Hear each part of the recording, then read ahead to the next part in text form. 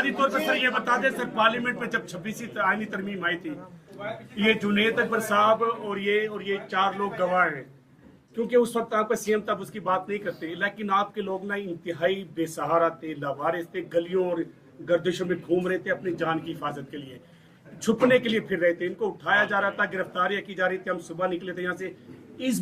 इस बार आपके होते हुए कोई ऐसा सीन तो पार्लियामेंट में नहीं होगा कि आपके लोग छुपते हुए फिर रहे होंगे? देखिए, सबसे पहली बात, इंतहाई अफसोस की बात यह है कि हमारी ये नेशनल असम्बली या ये पार्लियामेंट इतनी कमज़ोर हो चुकी है कि हमारे एमएनएस पर यहाँ इसकी हदूद में हाथ डाला जा रहा था और हम बेबसी के साथ उसका जो है उसको देख रहे थे।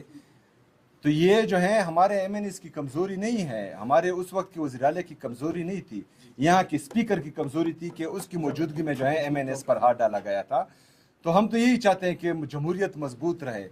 अगर किसी की ये सोच है कि वो कुछ आईनी तरमीम लाकर अपनी हुकूमत को तोसी दे रहे, तो याद रखिएगा कि मतलब नंबर जो हैं वो चेंज होते जाएंगे। आज एक का नंबर है, कल किसी और का नंबर आएगा, और अगर हम पर गुजर रही है और हम जो है इसका निशाना बन रहे हैं, तो 3 साल से हम बर्दाश्त कर रहे हैं और हम मजीद भी बर्दाश्त करेंगे।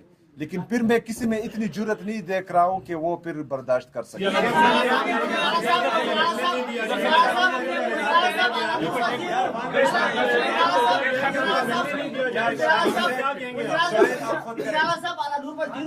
पेशावर ग्रुप से आपके हवाले से काफी बातें हुई जब आप वज़ीर-ए-आला मुंतखब हो रहे थे, डीजी इश्तियाक साहब ने प्रेस कॉन्फ्रेंस की, यहाँ पे वफाकी वज़ीर ने भी प्रेस कॉन्फ्रेंस की।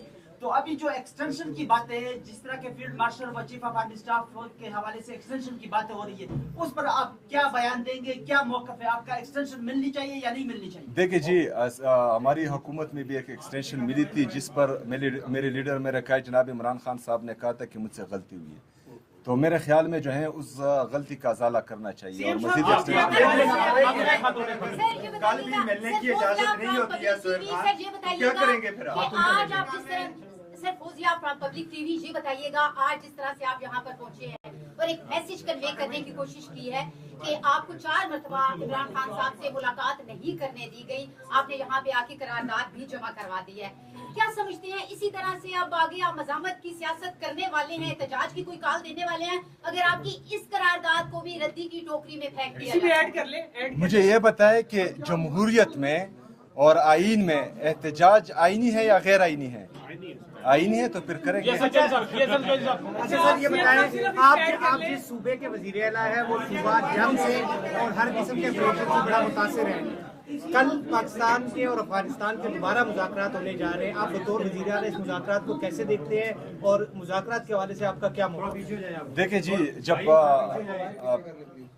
पहला मरहला शुरू हुआ पाक अफगान मुज़ाकरात का, तो मैंने उसको खुशाइंद करार दिया और ख़दशात का भी इजहार किया।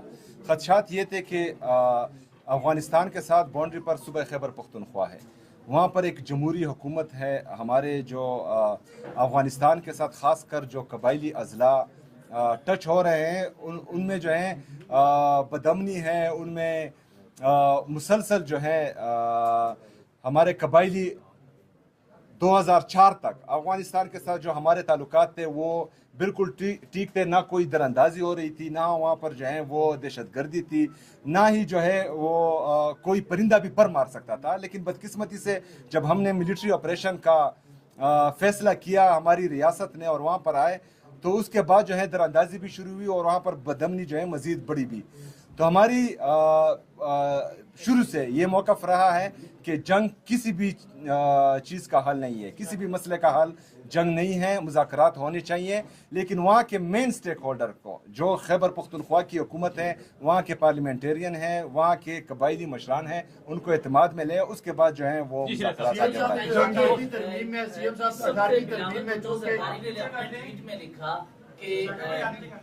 NFC की गारंटी को रिमूव करने की बात वज़ीर आज़म ने आसिफ अली ज़रदारी से की है। क्या खैबर पख्तूनख्वा से बतौर वज़ीर आला NFC की जो गारंटी दी गई है सूबों को हिस्सा मिलेगा, इस गारंटी को खत्म किया जाता है तो आपके पास अमली बात क्या होगी? क्योंकि आपने सिर्फ कहा हम मुस्तरद करेंगे, नाकाम बनाना असल मकसद है कि इस बार को नाकाम बनाया जाए, तो आपके पास पॉलिसी क्या होगी?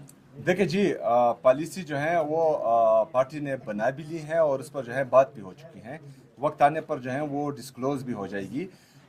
सबसे अहम बात यह है कि खैबर पख्तूनख्वा का जो शेयर अभी जो है हमें मिल रहा है, जो पूरा मिल भी नहीं रहा, वो 14.62% है।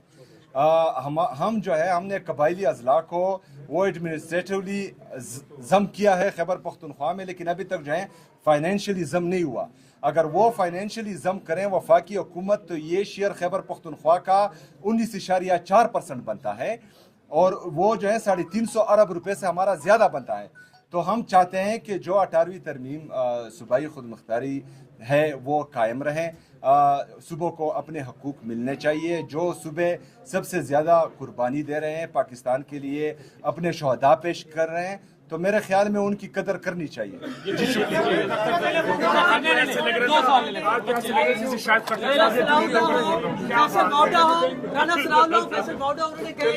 अगर ये नवंबर में आते हैं